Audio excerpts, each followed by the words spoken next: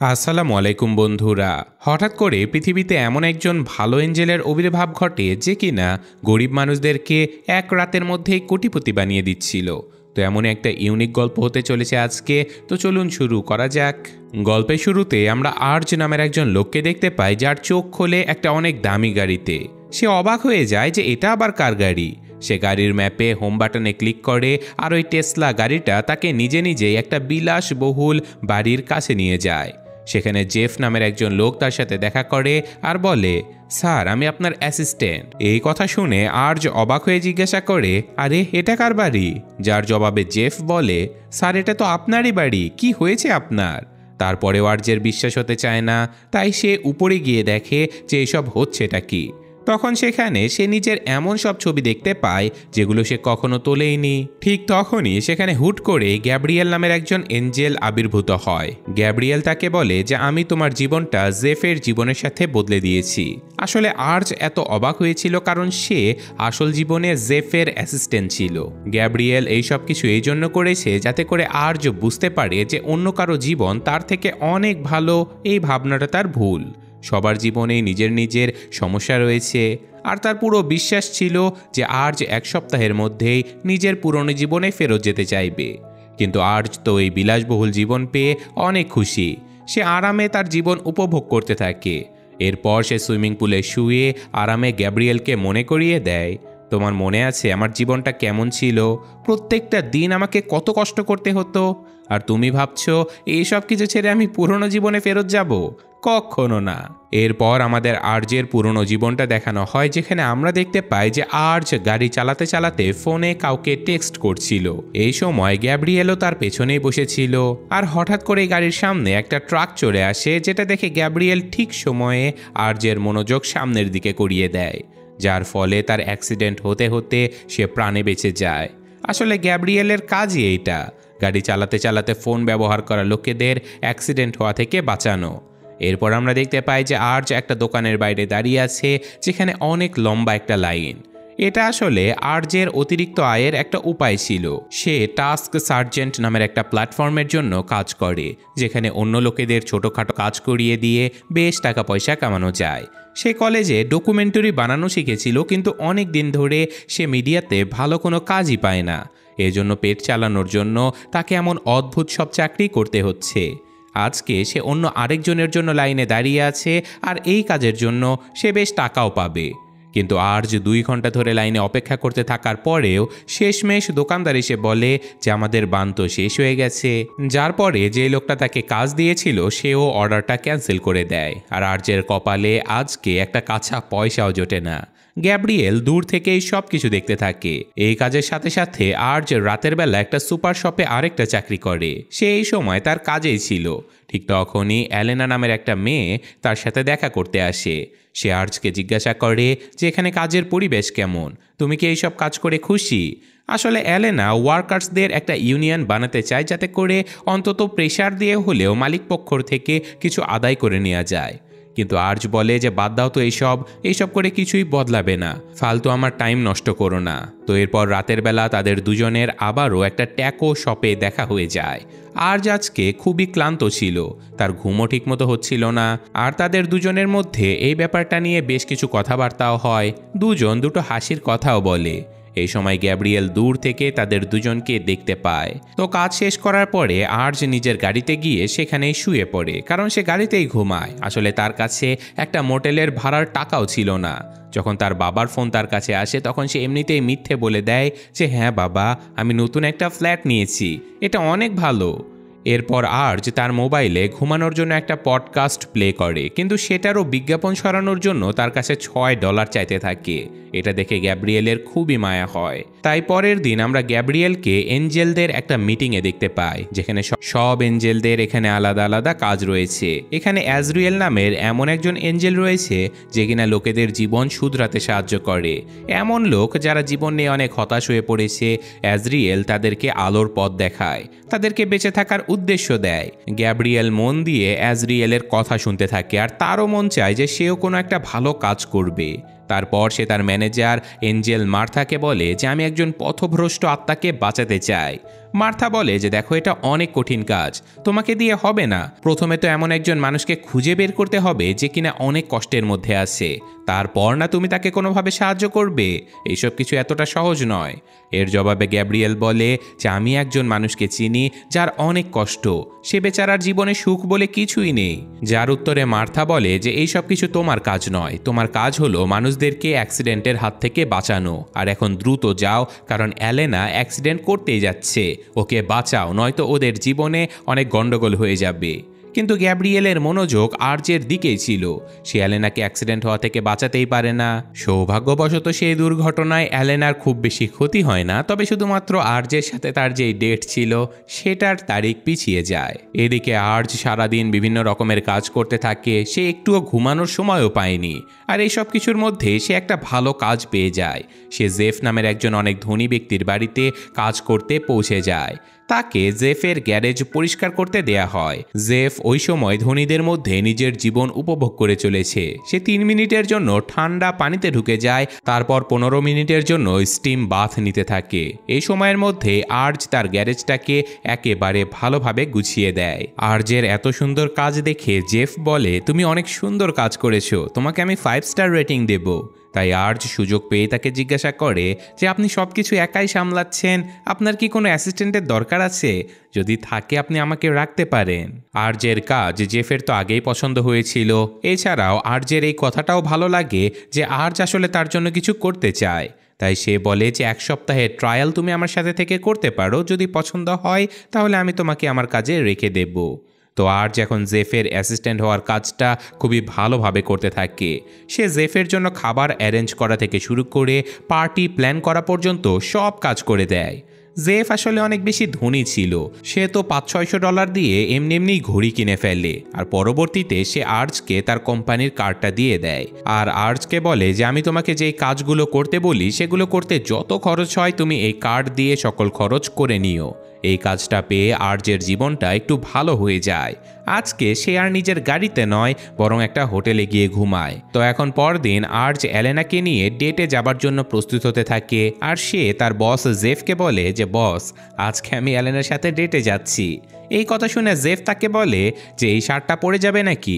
আমার কাছে একটা সুন্দর জ্যাকেটও আছে, আমার একটু ছোট হয় কিন্তু আশা করি তোমার পারফেক্ট হবে।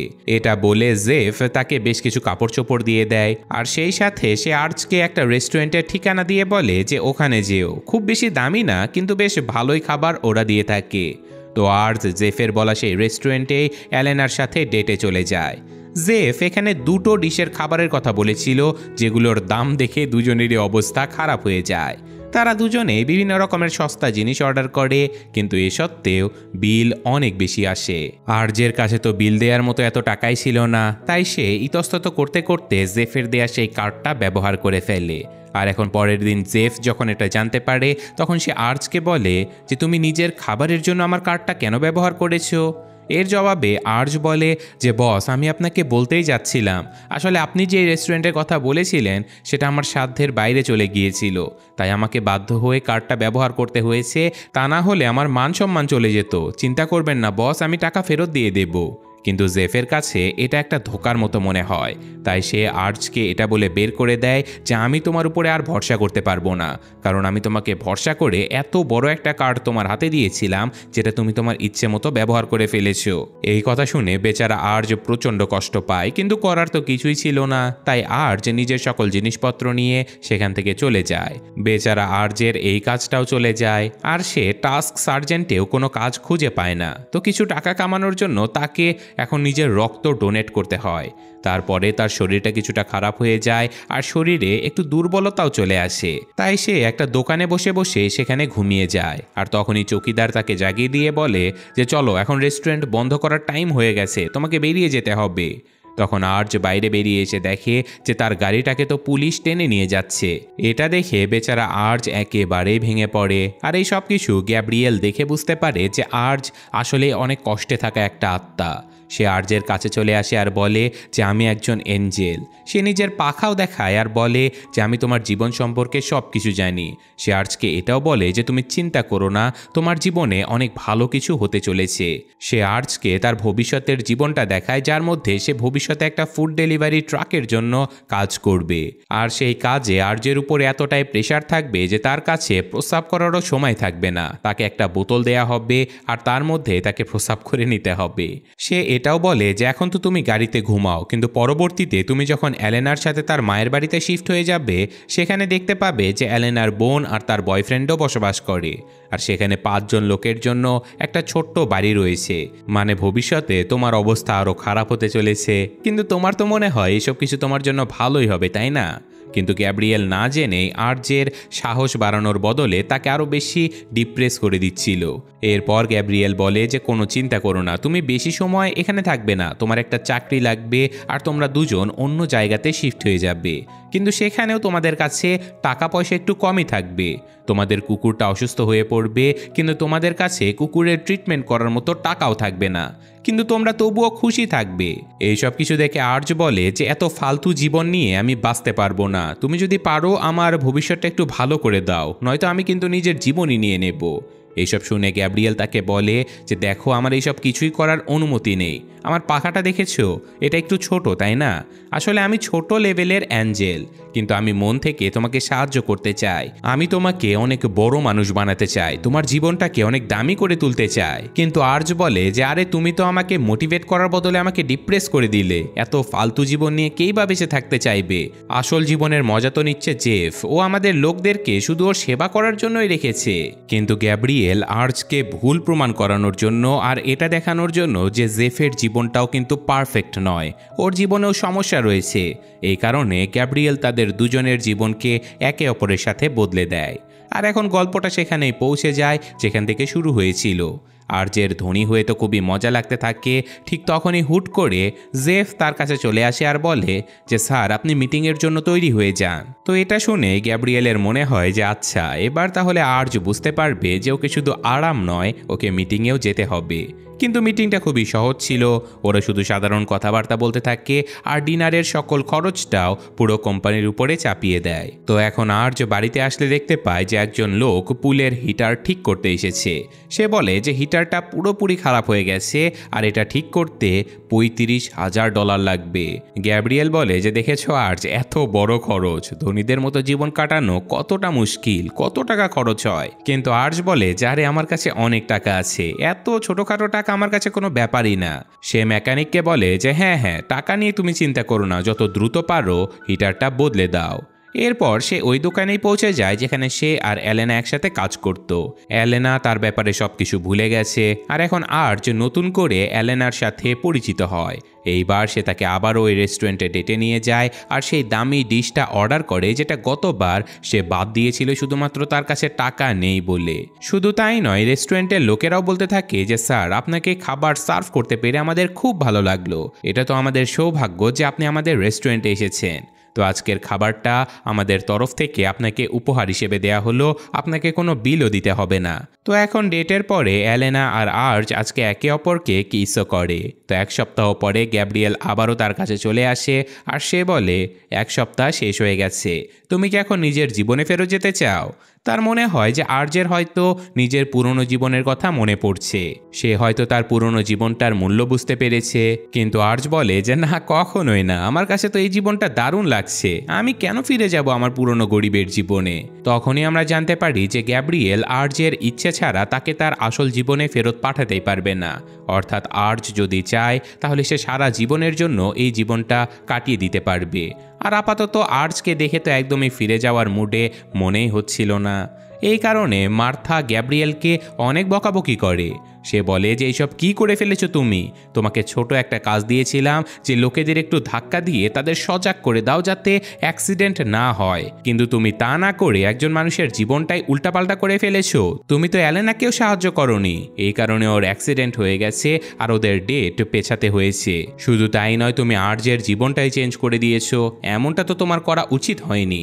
এইসব কিছু বলে মার্থা এখন গ্যাব্রিয়েলকে বলে যে যতক্ষণ না তুমি সবকিছু আগের মতো ঠিক করে দিচ্ছ আমি তোমার পাখা নিয়ে নিচ্ছি। যতক্ষণ সবকিছু ঠিক না হবে তুমি তোমার অ্যাঞ্জেলের মর্যাদা ফিরে পাবে না। যদি অ্যাঞ্জেল আবারও হতে চাও তাহলে সবকিছু দ্রুত ঠিকঠাক করে ফেলো। তো এখন সিন শিফট হয়ে আর্চের পার্টিতে চলে যায়, যেখানে গ্যাব্রিয়েল তাড়াতাড়ি তার সাথে দেখা করতে চলে আসে। আর এখন অন্য লোকেরাও গ্যাব্রিয়েলকে দেখতে পাচ্ছিল, কারণ সে তো আর এখন অ্যাঞ্জেল নেই। গ্যাব্রিয়েল তাকে বলে যে তুমি যে এইসব কিছু করছো তাতে কি জেফের সাথে অন্যায় করা হচ্ছে না? কিন্তু আর্চ তার কোনো কথাতেই পাত্তা দিচ্ছিল না। তাই এখন গ্যাব্রিয়েল আর্চের সাথে কিছু করতে না পেরে জেফের কাছে গিয়ে তার স্মৃতিগুলো ফিরিয়ে দেয়। জেফ এইসব কিছু দেখে শকড হয়ে যায়। সে নিজের বাড়িতে কেন নিজে কাজ করছে? এটা তো তার বাড়ি, এটা তো তার পার্টি। এত বড় একটা ধাক্কা সে সহ্য করতে না পেরে সেখানেই বেহুশ হয়ে যায়। তো জ্ঞান ফিরে আসার পরে জেফকে ভালোভাবে সবকিছু বলে দেয়া হয় যে তার জীবন আসলে অনেক কোটিপতিদের জীবন ছিল, কিন্তু এখন সে আর্চের হয়ে কাজ করছে। তাই এখন সে আর্চকে বলে যে আমার জীবনটা তুমি আমাকে ফিরিয়ে দাও ভাই। সে আরও বলে যে চলো আর্চ, আমরা একটা ডিল করি। তুমি যদি এখনই নিজের জীবনে ফিরে যেতে রাজি হয়ে যাও তাহলে আমি তোমাকে $1,00,000 দেব। এই কথা শুনে আর্চ চিৎকার করে বলে যে আরে আমার ঘড়িগুলোর দাম তো এর থেকেও বেশি, তুমি কত নোংরা একজন লোক। এইসব কিছু দেখে গ্যাব্রিয়েল আবার জেফকে বলে যে এইসব করার অনুমতি কিন্তু নেই। তোমরা এভাবে একে অপরকে লোভ দেখিয়ে একে অপরের জীবন বদলাতে পারো না। কিন্তু এরপর জেফ আর্চের প্রতি সহানুভূতি দেখিয়ে বলতে থাকে যে দেখো ভাই, আমি সত্যিই জানতাম না যে তোমার কাছে থাকার বাড়ি পর্যন্ত নেই, তোমার এত খারাপ অবস্থা, নইলে আমি তোমাকে কাজ থেকে কখনোই বের করে দিতাম না। কিন্তু সামান্য একটা ভুলের জন্য তুমি আমার পুরো জীবনটা চুরি করে নেবে? এটা কেমন কথা? গ্যাব্রিয়েলও এখানে আর্চকে একটু বোঝায় যে দেখো এই কাজটা করা একদমই ঠিক হচ্ছে না, কারণ জেফ অনেক কষ্ট করে নিজের এই জায়গাটা তৈরি করে নিয়েছে।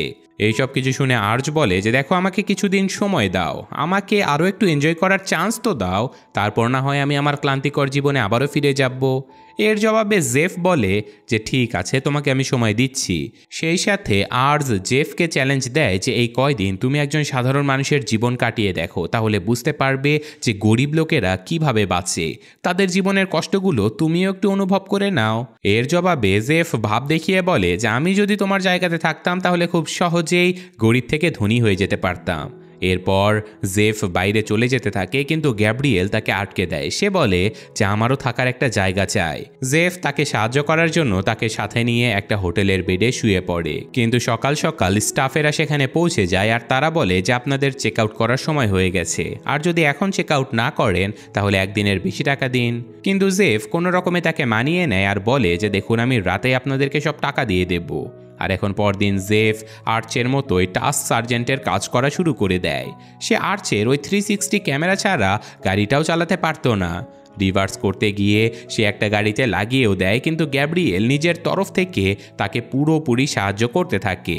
জেফ বুঝতে পারছিল যে গরিব লোকেরা আসলে কতটা কষ্টে নিজেদের জীবন কাটাচ্ছে।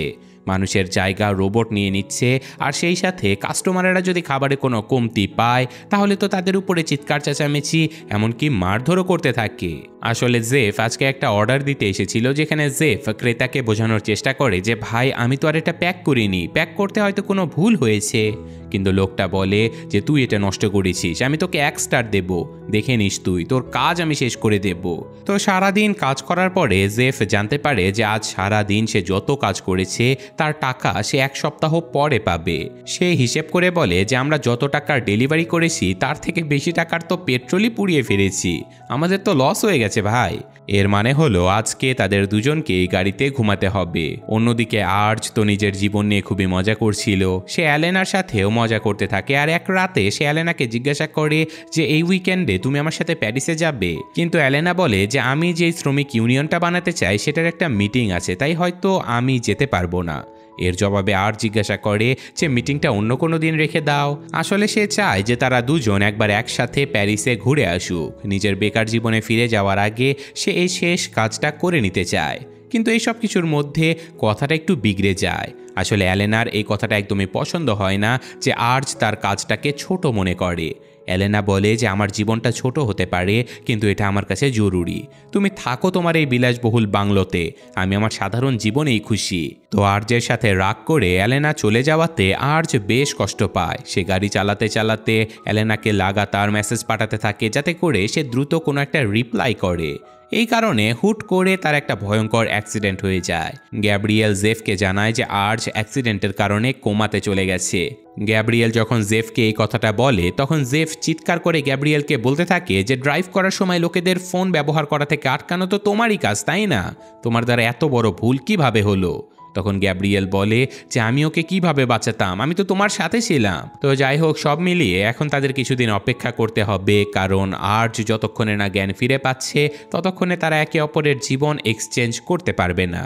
অন্যদিকে আর্চকে অ্যাক্সিডেন্ট থেকে বাঁচাতে না পারার কারণে গ্যাব্রিয়েলকে তার এঞ্জেলের কাজ থেকে বের করে দেয়া হয়। যতক্ষণ না সে সবকিছু ঠিক করে ফেলে ততক্ষণ সে একজন মানুষ হয়েই থাকবে। তো এখন মানুষ হয়ে যাওয়ার কারণে গ্যাব্রিয়েলের খুবই ক্ষুধা পেতে থাকে, তাই জেফ তাকে শেখায় যে কিভাবে বার্গার খেতে হয়। গ্যাব্রিয়েল এখানে প্রথমবার মানুষের খাবার খেয়ে অনেক খুশি হয়ে যায়। জেফ এদিকে অনলাইনে চেক করে দেখে যে সাধারণ লোকেরা সাধারণত কোমা থেকে 2 সপ্তাহের মধ্যেই বেরিয়ে আসে। আর এই 2 সপ্তাহ চলার জন্য সে সিদ্ধান্ত নেয় যে আগামীকাল সে তার নিজের পুরনো অফিসে চলে যাবে, কারণ সে তার বিজনেসের ব্যাপারে অনেক তথ্য জানে। এই কারণে সে নিজের অফিসে গিয়ে যখন নিজের জ্ঞান ঝাড়বে তখন সবাই ভাববে যে ও হয়তো অনেক জিনিয়াস, আর এভাবে সে হয়তো খুব ভালো একটা চাকরি পেয়ে যাবে নিজেরই অফিসে। কিন্তু আসলে জেফ তার অফিসে গেলে সেখানকার গার্ডেরা তাকে ওখান থেকে ঘাড় ধাক্কা দিয়ে বের করে দেয়। তারা তাকে জিনিয়াসের বদলে হ্যাকার ভেবে বসে। তারা বলে যে তুই আমাদের কোম্পানির ব্যাপারে এত কিছু কিভাবে জানিস? অন্যদিকে বারবার ফোন করার পরেও হসপিটালের স্টাফেরা আর্চের ব্যাপারে কোনো কিছুই বলতে পারে না, কারণ তারা কারো পার্সোনাল ইনফরমেশন লিক করতে পারবে না। এরই মধ্যে গ্যাব্রিয়েল মানুষের মতো সব কাজকর্ম করায় ব্যস্ত হয়ে পড়ে। সে খুবই খুশি হয়ে প্রথমবারের মতো ইন্টারনেট ব্যবহার করতে করতে বলে যে দেখো, আমি তোমাকে ছোট হাতি দেখাচ্ছি। তো এই ধরনের কাজে বিরক্ত হয়ে জেফ বলে যে ভাই দেখ, এখন তোকেও একটা চাকরি ধরতে হবে, আমি একা দুজনের খরচ চালাতে পারবো না। তো এখানে গ্যাব্রিয়েল একটা রেস্টুরেন্টে বাসন মাজার কাজ করতে থাকে। আর কিছুদিন পর যখন সে তার প্রথম স্যালারি পায় তখন আলাদা আলাদা ট্যাক্স দেখে তার মাথায় খারাপ হয়ে যায়। সে বলে যে টাকা পেলাম আমি, আর সব টাকায় তো সরকার ট্যাক্সে নিয়ে নিল, এটা কি ধরনের অন্যায় কাজ? তো এখানে তার সাথে কাজ করা একজন লোক তাকে জানায় তোমাকে হয়তো আরও একটা চাকরি করতে হবে, আমি নিজেও কিন্তু 3টে চাকরি করে টাকা কামাই। তো এখন গ্যাব্রিয়েলকেও মানুষের মতোই সকল সমস্যা সহ্য করতে হচ্ছিল। অন্যদিকে আর্চ এতদিনে কোমা থেকে জেগে ওঠে। নার্স তাকে বলে যে 2জন লোক তোমার ব্যাপারে খুবই জিজ্ঞাসা করেছিল, যদি তুমি চিনে থাকো তাহলে ওদেরকে একবার কল করে নিও। তখনই আর্চের মাথায় একটা শয়তানি প্ল্যান চলে আসে। সে নার্সকে বলে যে যখন কোনো লোক কোমা থেকে জেগে ওঠে কখনো কখনো তো তাদের স্মৃতিশক্তিও চলে যায়, তাই না? এর জবাবে নার্স হ্যাঁ সূচক মাথা নাড়ে। আর এখন আর্চ সিদ্ধান্ত নেয় যে সে স্মৃতিশক্তি হারানোর নাটক করবে। ঠিক সেই সময় জেফ একটা ফুড ডেলিভারির অর্ডার পেয়ে যায়, যে অ্যাড্রেসটা ছিল তারই সেই বিলাসবহুল বাংলোর, যার ভেতরে আর্চ তার নিজের জায়গায় বসে আছে। জেফ বুঝতে পারে যে আর্চ হয়তো কোমা থেকে জেগে উঠেছে। সে খুব রেগে গিয়ে বাড়ির বাইরে চলে যায়, কিন্তু সেখানে আর্চ এমন ভাব দেখাতে থাকে যেন সে তাকে চিনতেই পারে না। আর্চ এখানে অভিনয় করতে করতে বলে যে ভাই, আমি তো তোমাকে চিনিই না, আর সরি, আমার কিছু মনেও নেই, তুমি কে বলো তো? বেচারা জেফ বুঝতেই পারছিল না যে তার সাথে সত্যি এমনটা হয়েছে নাকি আর্চ তাকে মিথ্যে কথা বলছে। সে সব ঘটনাগুলো গ্যাব্রিয়েলকে গিয়ে জানিয়ে দেয়।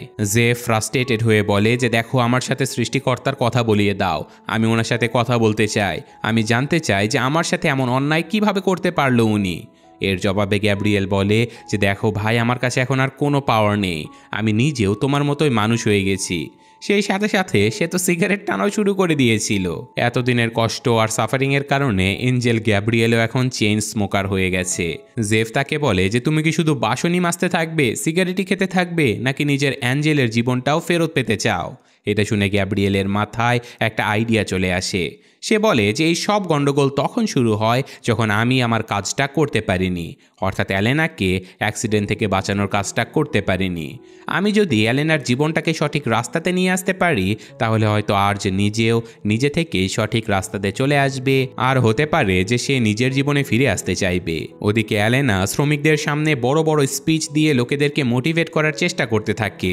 তার উদ্দেশ্য ছিল যে সকল শ্রমিকদেরকে নিয়ে একটা ইউনিয়ন বানানো উচিত। কিন্তু তারপরে অনেক বড় ব্যবধানে সে হেরে যায়, কারণ বেশিরভাগ লোকই না ভোট দিয়েছিল। গ্যাব্রিয়েল এই সব কিছু দেখে অনেক কষ্ট পায়। অন্যদিকে জেফকে তার ফুড ডেলিভারির চাকরিটা থেকেও বের করে দেয়া হয়েছিল, কারণ ওই কোম্পানি এখন মানুষের জায়গাতে রোবট ব্যবহার করবে। সে ফ্রাস্ট্রেটেড হয়ে বলে যে এইসব কিন্তু খুবই মুশকিল হয়ে যাচ্ছে, সাধারণ মানুষেরা এইসব কিভাবে যে করে। আমি তো আমার পুরনো জীবনে শুধু ছুটি কাটাতাম আর অল্প স্বল্প মিটিং অ্যাটেন্ড করতাম। ঠিক তখনই সেই সময় পুলিশ সেখানে চলে আসে আর জেফের গাড়িতে আগে থেকে পার্কিং টিকিট থাকার কারণে তার গাড়িটা বাজেয়াপ্ত করে নেওয়া হয়। সাথে পুলিশ অফিসার তাকে বলে যে গাড়িটা যতদিন এখানে দাঁড়িয়ে থাকবে তত খরচ তোমার বাড়তে থাকবে। এইসব কিছু দেখে জেফ প্রচণ্ড ফ্রাস্ট্রেশনে পড়ে যায়। সে ভাবতে থাকে যে এই দেশে কোনো গরিব লোক যদি উন্নতি করতে চায় তাহলে সে করবেটা কিভাবে। গ্যাব্রিয়েল বলে যে এইসব কিছু আর্যের সাথেও হয়েছিল, এই জন্যই হয়তো সে আর এই জীবনে ফিরেই আসতে চায় না। তো এখন জেফ কোনো রাস্তায় দেখতে পায় না নিজের পুরনো জীবনে ফিরে যাওয়ার জন্য। আর এভাবে চলতে থাকলে তাদেরকে তো না খেয়ে মরতে হবে।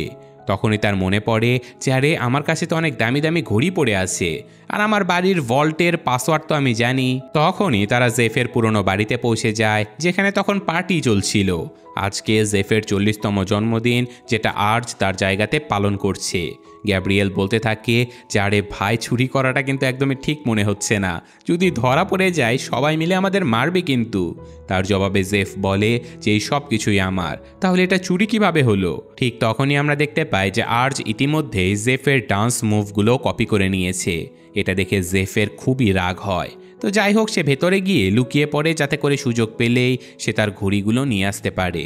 তো এখানে পার্টির মধ্যে গ্যাব্রিয়েল ভাং মেশানো চকলেট খেয়ে ফেলে, যার ফলে গ্যাব্রিয়েল পুরোপুরি নেশায় টালমাতাল হয়ে যায়। সে একজন অচেনা মেয়েকে ধরে নিজের পুরো অ্যাঞ্জেল হওয়া এবং সেই অ্যাঞ্জেল থেকে আবারও মানুষ হওয়ার গল্পটা শোনাতে থাকে। তো সৌভাগ্যক্রমে অ্যালেনা আবার আর্জের পার্টিতে ওয়েট্রেস হিসেবে কাজ করতে আসে।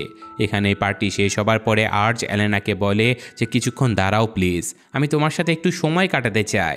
এরপর দুজন একসাথে ডান্স করতে থাকে। এখানে অ্যালেনা তাকে বলে যে তুমি ঠিকই বলেছিলে, ওই শ্রমিক ইউনিয়ন বানানোর সকল টাইম আমার নষ্ট হয়ে গেছে। শ্রমিকেরা একদম তাদের ভালো বুঝতেই পারে না। আমি একা একা এই সিস্টেমের সাথে লড়াই করতে পারবো না। সে বলে যে চলো, তুমি যেমনটা বলেছিলে আমরা তাহলে একসাথে একবার প্যারিস ঘুরে আসি। হয়তো এটা না করতে পারলে আমার জীবনটাই ফালতু চলে যাবে। এই কথা শুনে আর্জ তাকে বলে যে একদমই না, নিজেকে এভাবে ছোট ভেবো না। যতদিন তোমার মতো লোক আছে ততদিন এই দুনিয়া সত্যি বদলে যেতে পারে। তুমি যদি হার মেনে নাও তাহলে আর কিছুই হবে না। তো এইসব কিছুর পরে আর্জ ঘুমাতে চলে যায় আর জেফ ঘড়িগুলো নেবার জন্য এগোতে থাকে। সে অনেকগুলো দামি ঘড়ি বেরও করে ফেলে। আর এখন শেষ মুহূর্তে সে যখন ওখান থেকে বের হতে যাবে ঠিক তখনই আর্জ নিজের বন্দুক নিয়ে আসে আর এলোপাথারি গুলি চালিয়ে দেয়। তার মধ্যে একটা গুলি আবার জেফের কাঁধে লেগে যায়। জেফ চিৎকার করতে থাকে, আরে শালা পাগল নাকি, গুলি চালাচ্ছিস কেন? আর্জ তাকে মনে করিয়ে দেয় যে আরে আমি যখন তোমার অ্যাসিস্ট্যান্ট ছিলাম তখন তুমি তো বলেছিলে যে তোমার ঘুমের যদি কেউ ডিস্টার্ব করার জন্য তোমার ঘরে ঢোকে সাথে সাথে যেন আমি তার মাথায় গুলি চালিয়ে দেই। এই কথা শোনা মাত্রই জেফ সাথে সাথে বুঝে যায় যে আচ্ছা, তাহলে সব কিছুই তোমার মনে আছে, তোমার মেমোরি লস বা স্মৃতিশক্তি হ্রাস কোনো কিছুই হয়নি। তো তাদের চিৎকারের আওয়াজ শুনে গ্যাব্রিয়েলও সেখানে দৌড়ে ছুটে আসে। এরপর তারা জেফকে নিয়ে হাসপাতালে চলে যায়। এরপর গ্যাব্রিয়েল আর্চকে জিজ্ঞাসা করে যে তুমি আমাকে মিথ্যে কেন বললে যে তোমার স্মৃতিশক্তি হ্রাস হয়েছে। এটা শুনে আর্চ সোজাসাপটা একটা উত্তর দেয় যে দেখো ভাই, আমার পুরনো জীবনটা অনেক ফালতু, অনেক গরিব, অনেক কষ্টর মধ্যে আমি জীবন কাটিয়েছি। ওখানে কোনো মজা বা শান্তি কিছুই নেই। কিন্তু জেফের জীবনে তো অনেক মজা, আর তারপরে আমি তো জেফের জীবনে আসতে চাইনি। তুমি আমাকে এই জীবনটা দিয়েছো, তাহলে এখন আমি আমার জীবন যেহেতু ভালোভাবে কাটিয়ে নিচ্ছি, তাহলে তোমার সমস্যা কোথায়? কিন্তু গ্যাব্রিয়েল বলে যে যদি তুমি সত্যি নিজের জীবনটা বদলাতে চাইতে তাহলে অনেক আগেই বদলে ফেলতে পারতে। এখন তো শুধু আমার জেফের জন্য খারাপ লাগছে, কারণ যতক্ষণ না তোমার সত্যিই মনে হচ্ছে যে তোমার জীবনটাও বাঁচার মতো ততক্ষণ তুমি ফিরে যেতে পারবে না, আর বেচারা জেফও তার আসল জীবনে ফিরতে পারবে না। এই কথা শুনে তো জেফের মাথায় খারাপ হয়ে যায়। সে বলে যে আরে ভাই, ওই জীবনে কেই বা ফিরে যেতে চাইবে? আমি 4 দিন ধরে এই গরিবী জীবনটা কাটাচ্ছি, আমি দেখে নিয়েছি ভাই, এই জীবনে কেউ ফিরতে চাইবেই না। এর জবাবে আর্চ বলে যে তাহলে চলো আমরা বাড়ি যাই, মানে তোমার বাড়ি, মানে আমরা 3 ভাই মিলে আরামে সেখানে মজা করব। তো এরপর ওরা 3জন আরামে স্টিম বাথের ভেতরে ঢুকে পড়ে। ওরা তিনজন একসাথে মিলে এখন মজ মাস্তি শুরু করে দেয় আর ওরা তিনজনে এখন আরামে জীবন কাটাতে থাকে। কিন্তু ঠিক তখনই মার্থা হুট করে গ্যাব্রিয়েলের সাথে দেখা করতে চলে আসে। সে বলে যে আমি তোমাকে এত সহজ একটা কাজ দিয়েছিলাম যে শুধু লোকগুলোকে ড্রাইভ করার সময় মেসেজ করা থেকে তোমাকে আটকাতে হবে, কিন্তু তুমি বেশি মাথা খাটিয়ে এখন এখানে ফেসে গেছো, বাসন মাজছো, সিগারেট খাচ্ছো, আমি তো সব কিছুই দেখতে পাই নাকি। গ্যাব্রিয়েল মেনেই নেয় যে হ্যাঁ, মানুষের জীবন আসলে বেশ মুশকিল। সে বলে যে আমি কিভাবে আর্চকে তার জীবনের নতুন আশা দেখাবো, আপনি যদি আমাকে কিছু বুঝিয়ে বলতেন। এর জবাবে মার্থা বলে যে কখনো কখনো একজন পথভ্রষ্ট আত্মার জন্য একজন অ্যাঞ্জেল নয়, শুধুমাত্র একজন ভালো মানুষের দরকার হয়। তো এখন সন্ধ্যাবেলায় ওরা তিনজন ট্যাকোস খেতে বেরিয়ে পড়ে। সেখানে অ্যালেনার সঙ্গেও আর্চের দেখা হয়ে যায়। সেই ইউনিয়নটা আবার নতুন করে বানানোর চেষ্টা করতে থাকে আর সে বুঝতে পারে যে তাকে চেষ্টা চালিয়ে যেতে হবে। সে একবার জেতেনি তো কি হয়েছে, সে না জেতা পর্যন্ত লড়াই করা ছাড়বে না। এরপর ওখান থেকে ওরা সবাই ডান্স করতে চলে যায় আর তখনই আর্চ খেয়াল করে যে গ্যাব্রিয়েল প্রথমে তো অনেক আনন্দে নাচতে থাকে, কিন্তু তারপরে হঠাৎ করে সে অনেক দুঃখী হয়ে যায়। আর্চ তার পিছু নেয় আর সে বলে যে কি হয়েছে ভাই, তুমি দুঃখী কেন হয়ে গেলে। এর জবাবে গ্যাব্রিয়েল বলে যে আমি আসলে একদম বোকা একটা এঞ্জেল, আমি সব কিছু নষ্ট করে দিয়েছি, আমি কোনো কাজের না, আমি একজন ভালো অ্যাঞ্জেল থেকে এখন সিগারেট খোর হয়ে গেছি, বুঝতে পারছো তুমি। এর জবাবে আর্চ বলে যে তুমি আমাকে দেখাতে এসেছিলে যে আমার জীবনটাও বাঁচার মতো, কিন্তু তুমি নিজেই আমার জীবনে গিয়ে দেখো কিভাবে চেঞ্জ হয়ে গেছো, কিন্তু তুমি এভাবে হার মানতে পারো না। এর জবাবে গ্যাব্রিয়েল বলে যে হ্যাঁ, আমি দেখাতে তো এসেছিলাম, কিন্তু তুমি তো তোমার আসল জীবনটা বাঁচার বদলে এই বড় বিলাসবহুল মহলে থাকাকেই বেছে নিলে। আর্চ বলে যে আমার আসলে ওইসব বিলাসবহুল কিছুই চাই না, শুধু একটু ঠিকঠাক একটা জীবন চাই ভাই। আমি যদি আমার নিজের জীবনে ফিরে যাই তাহলে কি আমি আমার চাকরিটা ফিরে পাবো, আমার গাড়ি বা অন্য কিছু, এসব কিছু কি আমি ফিরে পাবো? এইসব ভাবতেই আমার ভয় লাগে যে এইসব যদি না থাকে তাহলে আমি পুরনো জীবনে গিয়ে কি বা করব। গ্যাব্রিয়েল বলে যে যখন আমি প্রথমবারের মতো মানুষ হয়ে গেলাম তখন আমিও খুবই ভয় পেয়ে গিয়েছিলাম, আমার সাথেও কিছুই ঠিক হচ্ছিল না, আমাকে থালা বাসন মাজতে হয়েছে, গাড়িতে ঘুমাতে হয়েছে, না জানি আরও কত কষ্ট করতে হয়েছে, কিন্তু এই সব কিছুর সাথে কিছু ভালো জিনিসও ছিল। আমার ডান্স করতে ভালো লেগেছে, আমি জেফের মতো একজন বন্ধু পেয়েছি, আর তোমাকেও আমার খুবই পছন্দ। গ্যাব্রিয়েলের এই কথাগুলো শুনে আর্চ বলে যে তুমি খুবই ভালো একজন এঞ্জেল, আর আমি সব সময় চাইবো যে তুমি আমার কাছে অ্যাঞ্জেল হয়ে এসো। সেই সাথে অ্যালেনার কথাও তার উপরে প্রভাব পড়ে যে আমি একবার জিতে যাইনি তো কি হয়েছে, আমি না জেতা পর্যন্ত হাল ছাড়বো না। এই কথা বলতে বলতে সে নিজের পুরনো জীবনে পৌঁছে যায়। অন্যদিকে জেফ নিজের বাড়িতে ঘুম থেকে জেগে ওঠে। সেখানে সে আর্চের একটা পার্কিং টিকিট পেয়ে যায়। যখন আর্চ নিজের গাড়িটা নিতে যায় সে দেখতে পায় যে জেফ আগে থেকে তার টিকিটের টাকা পেমেন্ট করে দিয়েছে। আর যে নিজের বাবাকে ফোন করে বলে যে বাবা, আজকে কিছুই ভালো লাগছে না।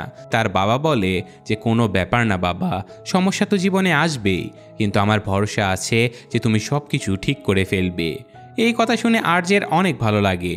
অন্যদিকে জেফ নিজের কোম্পানিতে পরিবর্তন আনতে থাকে। সে বলে যে এই ফুড ডেলিভারির সকল রোবটগুলো সরিয়ে দিতে হবে, যাতে করে মানুষেরাই ডেলিভারি করতে পারে আর বেশ কিছু টাকাও ইনকাম করতে পারে। তখনই বাকি সব বোর্ড মেম্বারেরা এই কাজটা করতে নিষেধ করতে থাকে। তখন সে বলে যে কোম্পানির কন্ট্রোল কিন্তু এখন আমার কাছে আছে, সবচেয়ে বেশি শেয়ার আমার কাছে আছে, তাই আমি যা বলবো সেটাই হবে। ওদিকে আর্চ আবারও ডেলিভারির কাজটাই শুরু করে দেয়, যে কাজ করতে গিয়ে তার উপরে এত প্রেশার পড়ে যে সে প্রস্রাব করার সময়ও পায় না। তার সাথে সাথে বাকি সবাইও ওই চাকরিটা ছেড়ে দেয়। আর এখন আর্চ আবারও নতুন করে একটা ডকুমেন্টারি এডিটরের জব খোঁজা শুরু করে দেয়। তার জীবনটা ধীরে ধীরে আরও ভালো হতে থাকে। কিন্তু যখনই সে কিছু খেতে যায় তখনই তার একটা অংশ গ্যাব্রিয়েলের জন্য সে অবশ্যই রেখে দেয়। তো এই অসাধারণ ঘটনার সাথে সাথে আজকের এই গল্পটা এখানে শেষ হয়ে যায়। তো কেমন লাগলো সেটা কমেন্টে জানাবেন। আমি আজকের মতো বিদায় নিচ্ছি, আল্লাহ হাফেজ।